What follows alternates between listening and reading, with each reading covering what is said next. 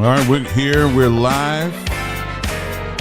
Wasn't actually planning on, well, I was planning on going, no, I actually was planning on doing a recording.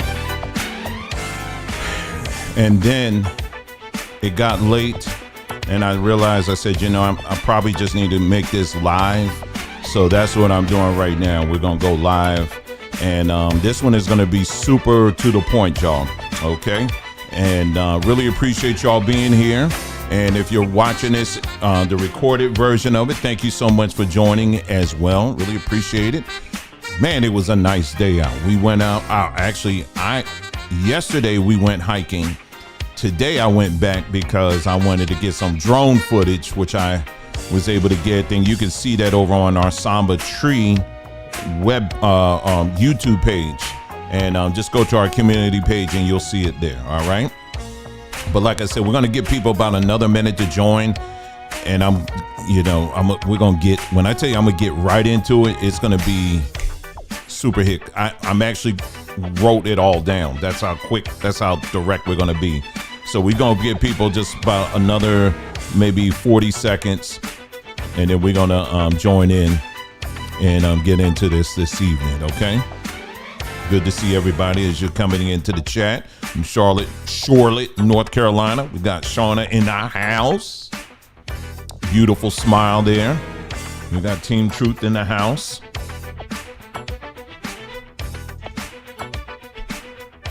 And like I said, again, we got PNW. Where's that? Soulfire Rose. Where's that? All right. We're going to go ahead. We're going to get into this, y'all. Like I said, again, it's going to be just really directed to the point this evening. I actually wrote it down and I was going to record it and I was going to edit it. But I looked at the time and I saw by the time I get this, do the editing, it's going to be, it's going to be pretty late. So anyway, Pacific Northwest. All right. Okay. You're a rare breed. You're a rare bird. Ain't too many. But y'all need to go out there. I'll tell you, it is beautiful out there. It's beautiful out there. One of the things I wanted to do is my daughter and I, we have been talking about taking a train, taking an Amtrak and just going, and that whole region is beautiful out there. Anyway, got everybody else piling in the chat. Really appreciate y'all getting into this. So we're going to go ahead and get started now. As you know, the craziness has continued on social media, with the falling out and all of that. And I honestly don't need to show you any more of those videos, because I'll tell you, they are he said he voted Trump. Yeah, you definitely a rare breed then, a rare bird then. You need to be federally protected. For real. But anyway, so what I did was I actually wrote down what I'm going to say, which is, I only do that like if I'm going to record something. But like I said, I looked at the time and that's it. And then it's going to be followed up by 2 short things. And then that's it. It's going to be a complete wrap. Okay. But anyway, what I was saying was all the craziness that you see out here. I can't watch it. I literally cannot watch it. I cannot.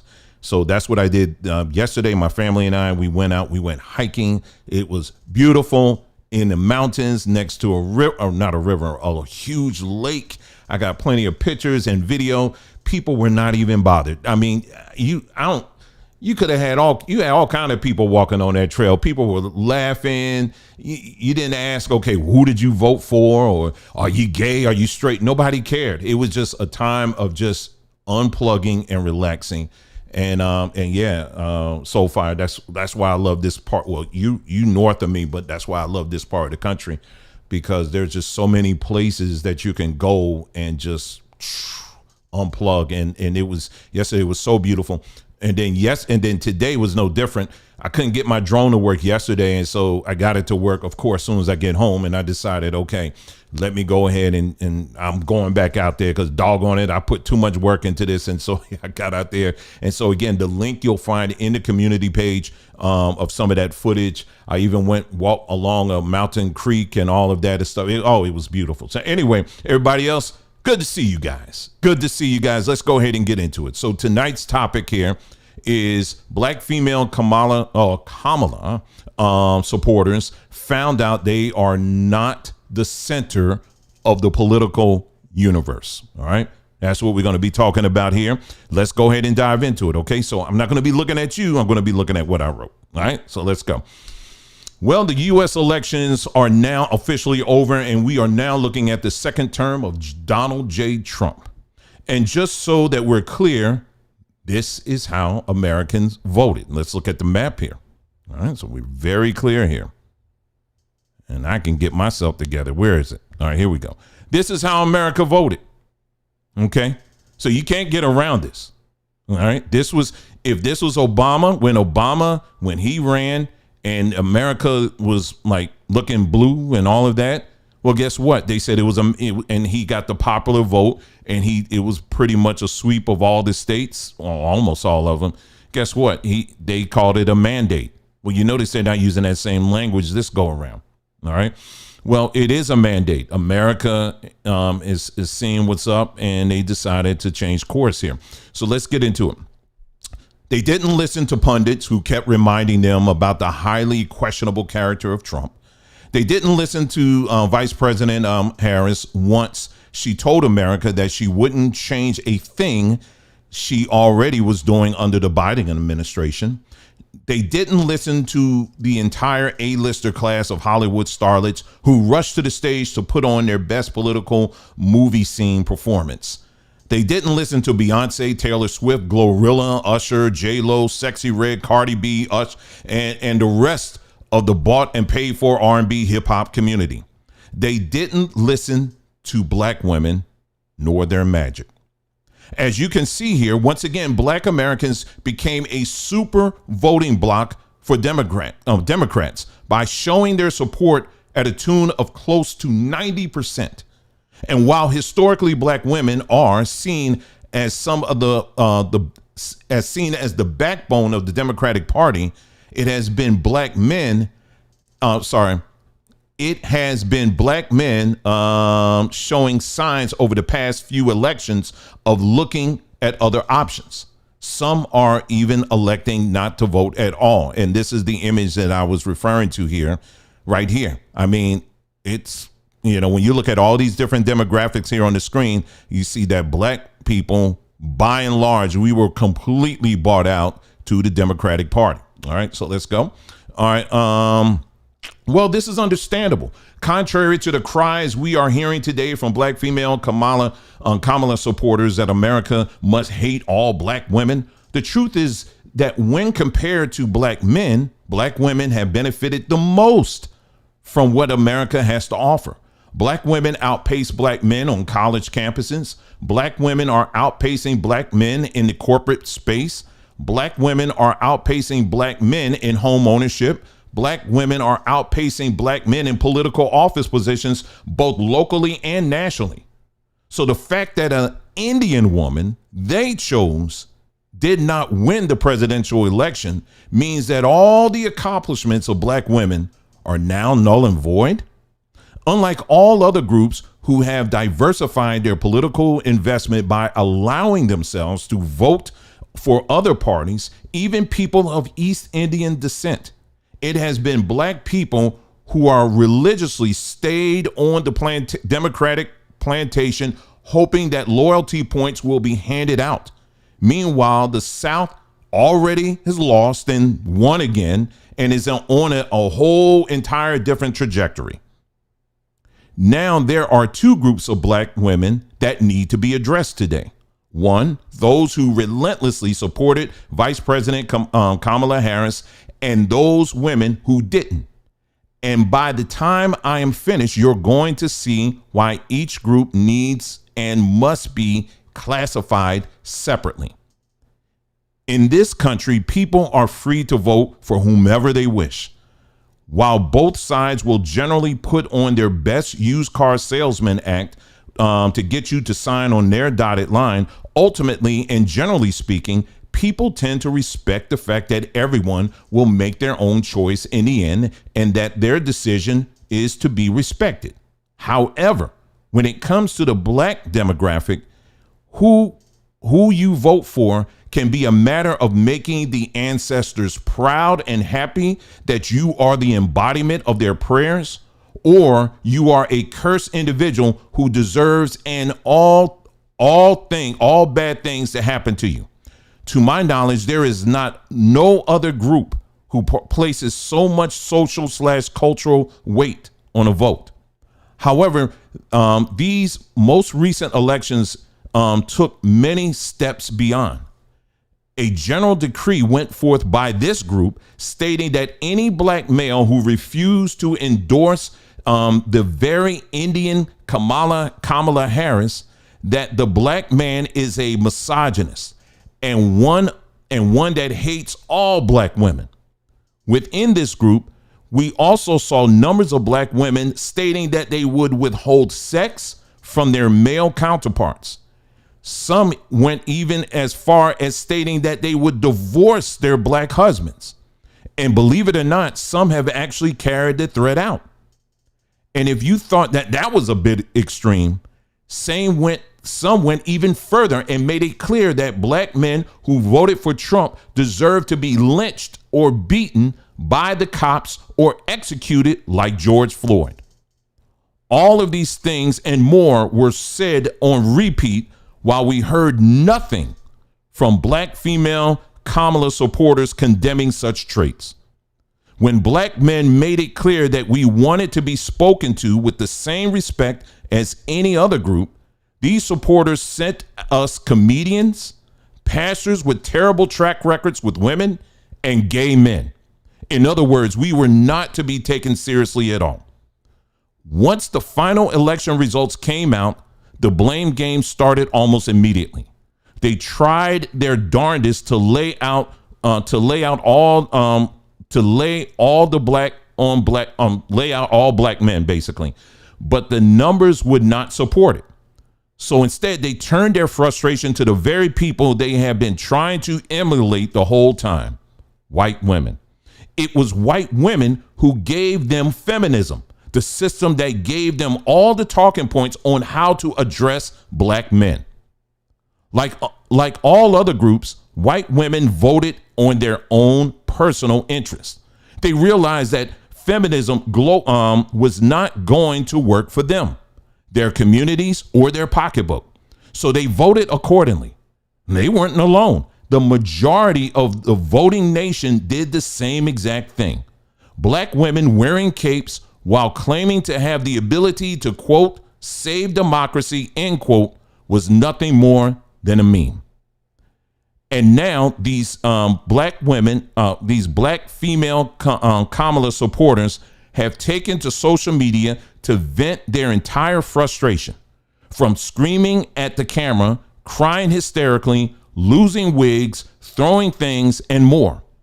Some have gone even darker by promising not to financially support ailing parents who may have voted for Trump, or also encouraging other supporters to separate themselves from family members. Everything I'm saying here, I have video proof to show you. Let's be very, very clear here. This demographic has proven itself through this entire long episode that they are unfit to be counted as part of what we call the black community. While they showed the willingness to throw their own men under the bus, they gleefully supported the transgender agenda, where young children are eventually pushed into medical procedures where parts of their bodies are surgically removed and reassigned. Then they are subjected to a barrage of chemical cocktails that suppress the body from fighting against these Frankenstein experiments on their bodies. These black female supporters also championed the lie that that when it comes to a baby, it only takes one to make it, when in reality, it takes two. And they called it a woman's issue. And they also, in the same breath, said that the man who has contribute 50% to the baby has no say in his own child. Now, never mind, the woman can be entitled to half a man's fortune if they divorce without a prenup. Real men love, protect their women and children. And the policies these individuals were championing went completely against that, while undermining men at every turn. These types of actions must be viewed as insurrections and must never be tolerated. I would also even go further and say that they must never be forgiven. Let me say that again. I would also go even further and say that they must never be forgiven. When you openly call for the death of your own people, be it your men or your own children, that makes you an enemy, plain and simple. And you must be treated as such. Never, ever to be trusted ever again to serve and protect the black community. Now, for the black women who chose to think outside of the box and not going with the madness, thank you for proving that not all black women are a monolith. And before I continue, this has nothing to do with if you voted for Trump or not. There are many black women who did not vote for Trump, yet they were very outspoken when it came to drawing the line in the sand to this foolishness. As black men, there are many out here who not only have, but currently are and want to continue to build with you. We recognize that while we may have some differences, we can learn and to respect those differences and even learn from them within a healthy environment that does not pressure the other to either go along and agree or to get out. We also understand that in order to free ourselves from doing the same things over and over again, while expecting a different result, we have to be willing to make some major changes to how we have been doing things in the first place. That scares a lot of people. But you, black woman, you weren't afraid. For the first time for many of you, you recognized that you had to stand on business, even if it meant that some of your own would not. This is what it's going to take to move our people forward. See, we have developed these mantras where we tell ourselves that all black people must be supported. Well, I'm here to tell you that that standing on that statement is one of the worst things we have ever done. The truth is, as we've seen in this past election, is that all black people do not support you. Same goes for all black men, all black women. We must now begin to think very carefully of those that we call one of us. So what we are witnessing here is a thinning of the herd. Some people will make it, while a lot of people simply will not. As much noise a lot of black female Kamala supporters are making now, everyone knows that in less than 4 years, they will be back at square one doing the same thing they have always done.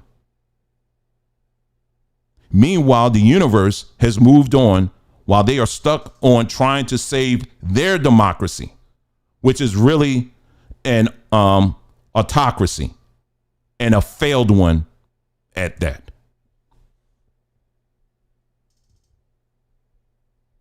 This is it, y'all.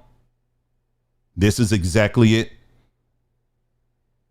This is exactly it. This is exactly where we are. Because I told you, we cannot let this up. We can't. We cannot. See, again, it's not just a simple vote. I don't care. Any other election, I don't care. I don't care who you vote for.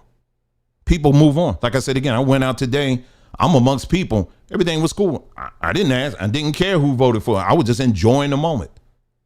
But when you have a specific group of people who made it very clear that they didn't care if you died or not.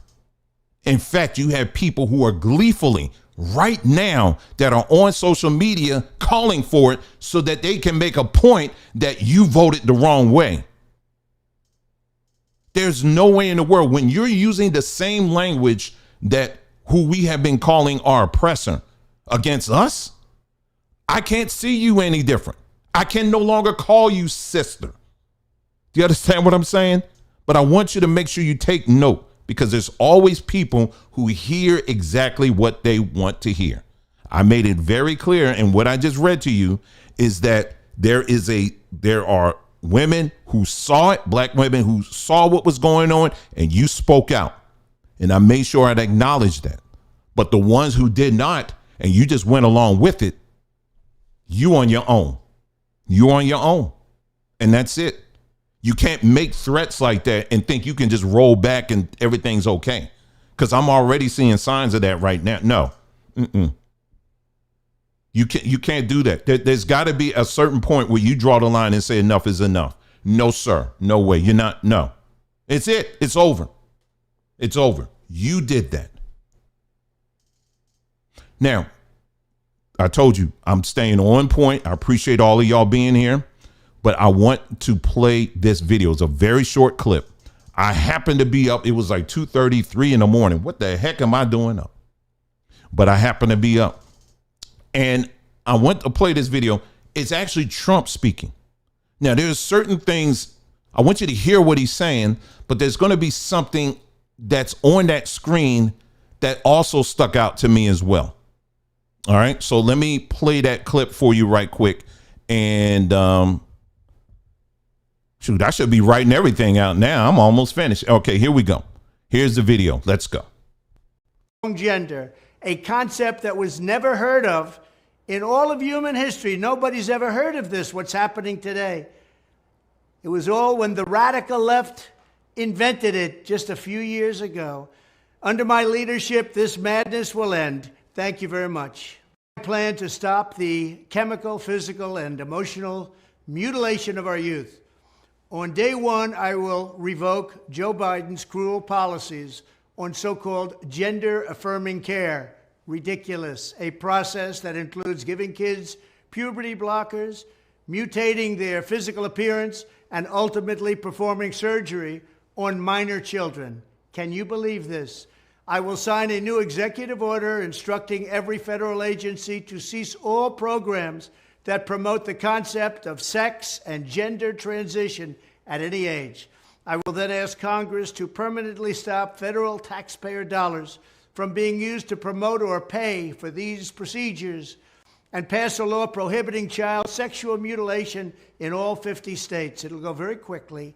I will declare that any hospital or healthcare provider that participates in the chemical or physical mutilation of minor youth will no longer meet federal health and safety standards for Medicaid and Medicare and will be terminated from the program immediately. Furthermore, I will support the creation of a private right of action for victims to sue doctors who have unforgivably performed these procedures on minor children. The Department of Justice will investigate Big Pharma and the big hospital networks to determine whether they have deliberately covered up horrific long-term side effects of sex transitions in order to get rich at the expense of vulnerable patients, in this case, very vulnerable. We will also investigate whether Big Pharma or others have illegally marketed hormones and puberty blockers, which are in no way licensed or approved for this use.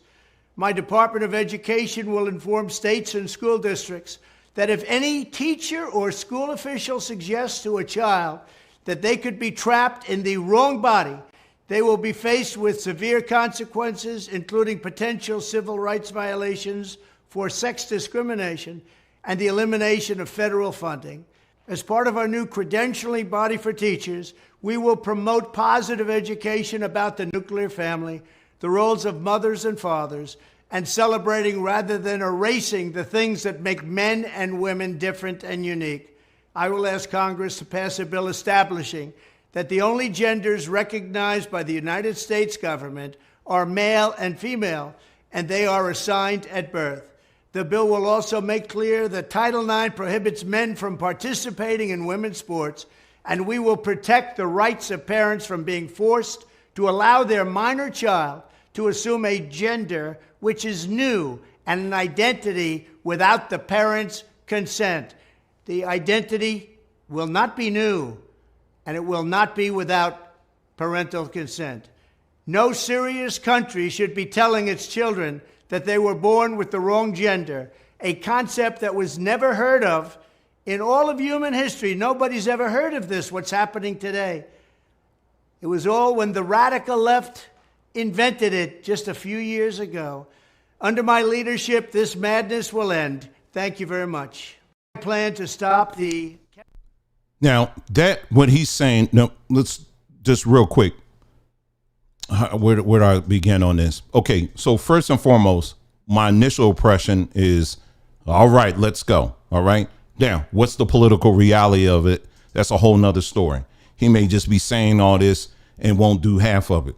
Don't know. But it's being recognized.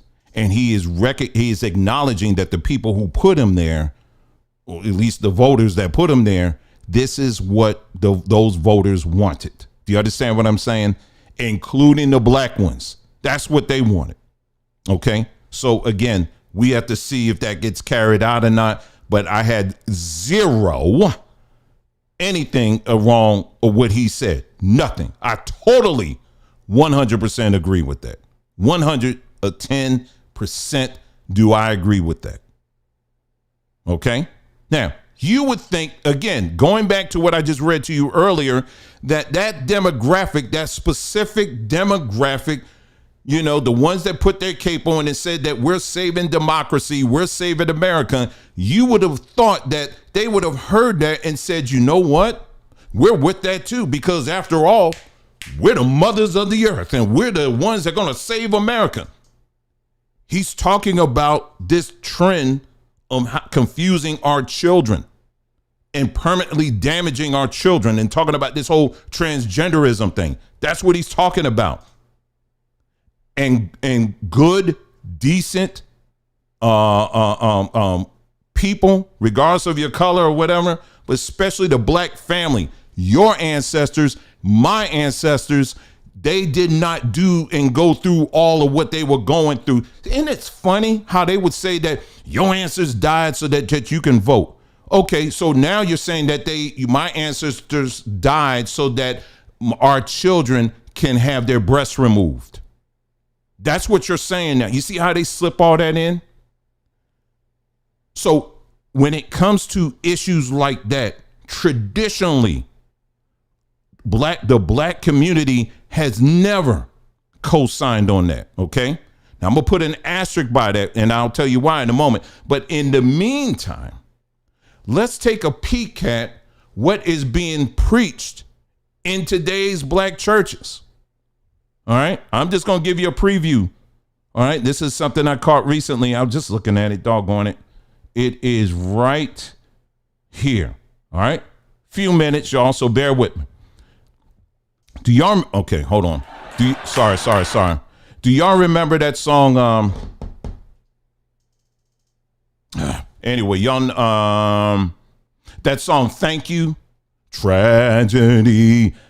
Y'all remember that song, right? Well, this first person you're going to see, this is the woman that was singing that song. Thank you, Lord, for all you've done for me. You remember that one? All right. Well, this is her today. Take a listen. Purpose 2. The purpose of the coming of the Holy Spirit, to get people's attention. Essentially, I believe that the Holy Spirit comes to out us.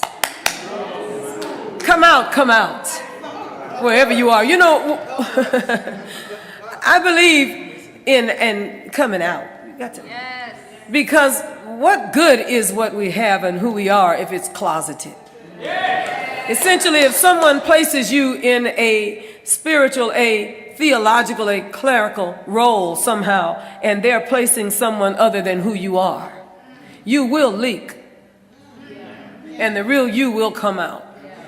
And then you have to bear the burden of being replaced. Anybody understand what I'm saying? It's far better to tell your whole truth. So the people understand what they're getting. You understand? It's important to come out. Coming out is prophetic work. Because people who come out are people who trust God and believe that God did not make an error and that God will use the sum total of who. Essentially, everything, and let me say it another way. The way that they put it to me when I was coming along, they said, my mind belongs to God. My heart belongs to God. My belly, out of my belly flows rivers of living water. And then you jump down and say, my knees, I bow my knees before God. I walk before God. Essentially everything between the navel and the knees. We don't talk about how that's also something that belongs to God. Let me go a little further. And not only does it belong to God, but it's good. Now, I don't know about yours, but I can tell you about mine.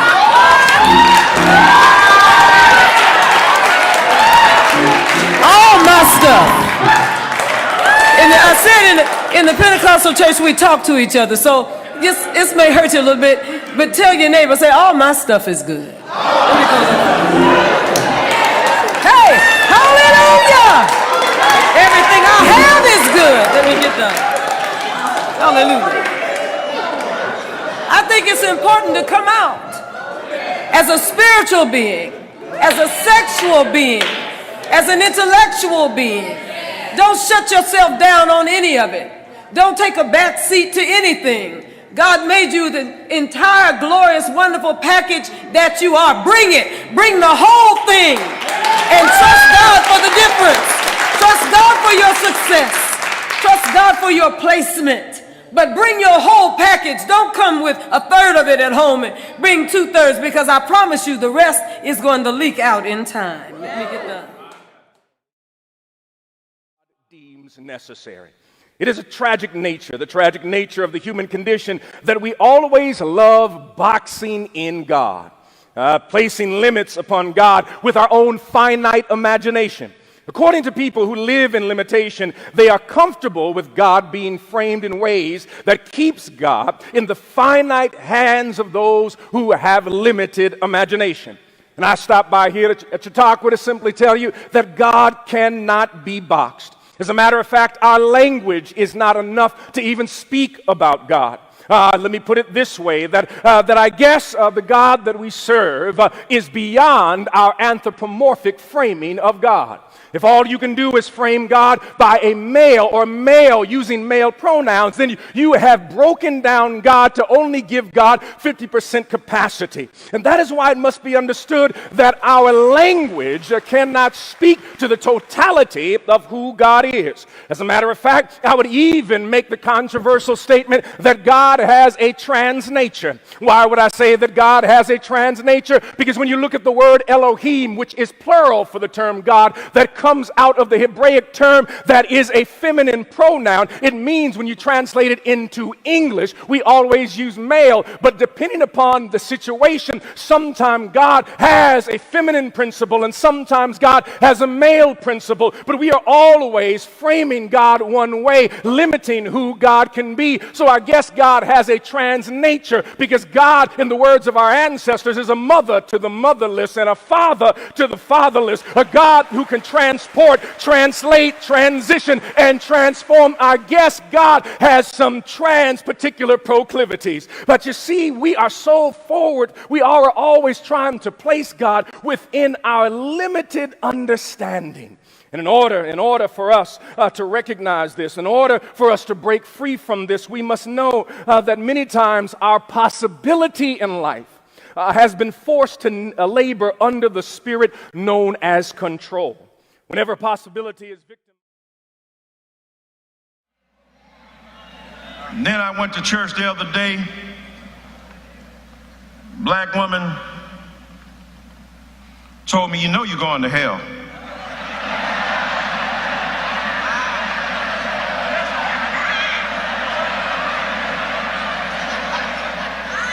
I said, "I'm not gonna lie to you. I got 25 reasons why I know I should go to hell. But I'm just curious, which one do you know?"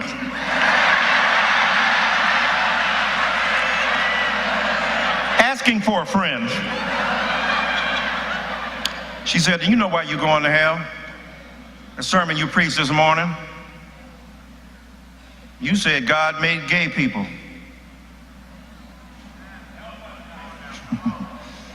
I said, And you think I'm going to hell? Because you must be a polytheist. You must think there's a God for gay people and one for straight people. That ain't my theology. I believe everybody made by God. Now I don't know when black folk got so homophobic. When I was a kid, I'm 60 years old, we knew who was gay.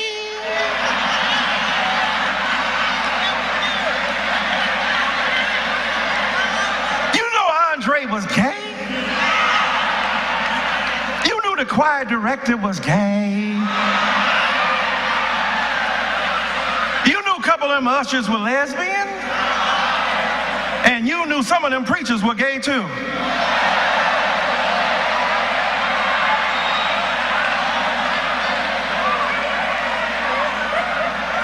When did black people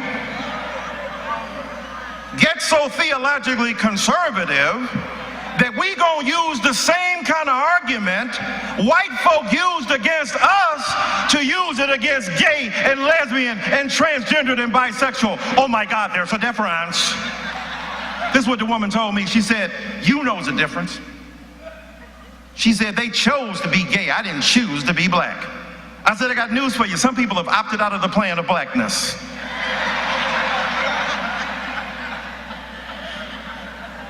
I done named a couple names. You know what I'm talking about.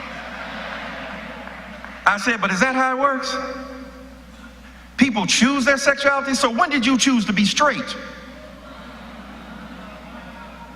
Doesn't that make sense? If you choose to be gay, you got to choose to be straight. You went to your mom at 13, you said, look, I've been looking at these options, and I done decided to be straight, because that other one is a pain in the... So,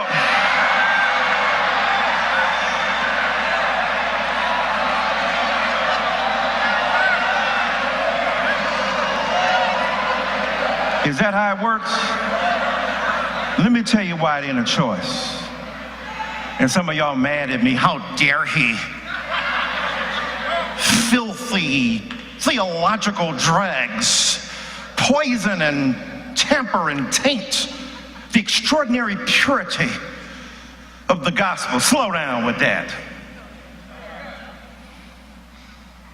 White senator from Iowa, anti-gay marriage, for traditional marriage, several kids and a wife, but he goes into the bathroom stall and he taps the toe of his neighbor to signify he's open for business. Now, I've done the same thing, but I was just asking for the toilet paper. I did not know.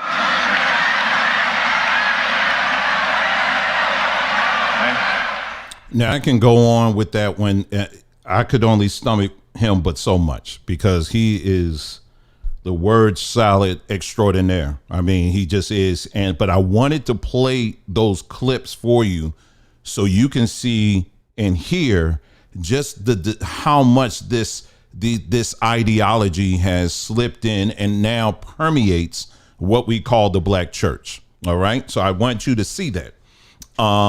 So I'm pretty much so tonight I'm going to be busy. OK, because I did a video earlier today for our Samba Tree page, YouTube channel. I'm here now live, but I am going to be working on another video. I'm actually going to post tonight where I told you that we have to now, just like we earlier in this broadcast, where we actually had to take a hard and honest look at these, you know, the groups that rally behind Kamala, and what they actually supported, and how that it goes contrary to the culture of black culture and what we fought for, what we stood for. But yet they just and were willing to undermine men in of themselves, right? So we talked about that, and so I wanted then to show you how it's interesting on that video that I showed you of Trump. That video I just showed you, Okay, you heard what he said, right? All right. Now, what was interesting about that video clip was it was being played. That clip that you heard, it was playing on repeat. I was like, wait a minute, am I dreaming?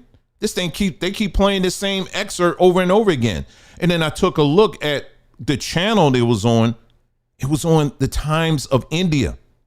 So yes, India are standing up. Kamala's folks. This is what they're like. Yes, we want more of this. They played that part on repeat. Meanwhile, the black women who rallied behind Kamala, they want the opposite, along with the churches. And there are many churches out here who are now rallying openly for this. But this is not new. This is not new. We have another channel. The name of that channel is called Long Form History. And I was debating whether or not if I was going to put it on this channel here that you're on now or on the Long Form History channel. I'm going to post it on the Long Form History channel. We must now take a hard look and an honest look at what got the black church to this point.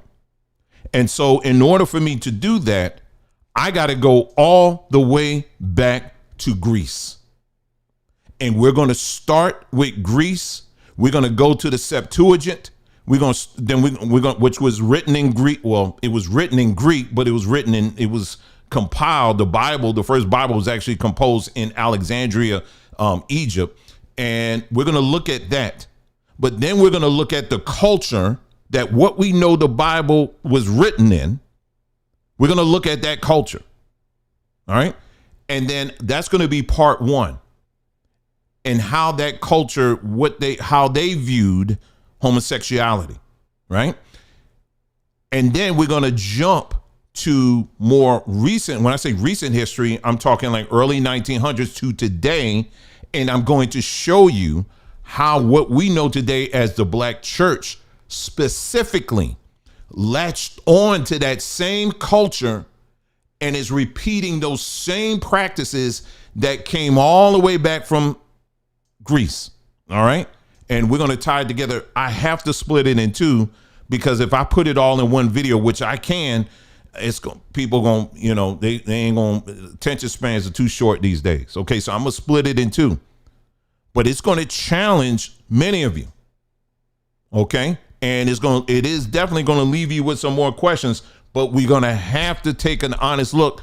The conclusion of this is that you're going to see that what we know as the church, the black church specifically, it was never designed for straight. It wasn't designed for straight men that have good character. Let me say that again. The church that we know today, the black church, was never, ever designed. And we're going to look at the blueprints. It was never designed for straight men that are full of good character. It was never designed for that. From the homosexuals and the lesbians and stuff that we see in the choirs and all that. And what he was saying is absolutely true. The preachers and all of that, they learned that from something. All right. So that's what I'm going to get into that. And that video will be posted like later on this evening. And I'll post a link on the community page. All right. So that's what we're going to look at over there. And this is the fight. This is the new fight that we have right now, because that whole system has to be brought down, period.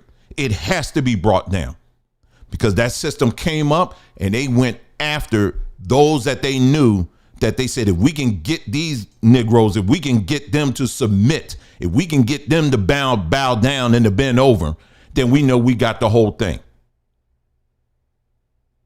But it's over. Those days are over. And then it ain't me. There's going to be many of you that's going to likewise say and see the same thing that I'm seeing. But in order to do that, we have to take an honest look at this thing. All right. So that's it. I'm ready. And like I said, again, once the video is finished, I will post the link to it on the community page this evening so that you could take a look at it. I already got my notes. I'm ready to go. So as soon as I hit finish here, I'm probably get something to drink, and then I'm going to go ahead and get started. So that's it. That's all I had. Like I told you this evening, I'm going to keep it quick. I'm going to keep it tight. All right. So let's get to work. Thank you so much for tuning in. You guys take care, and I'll see you again soon.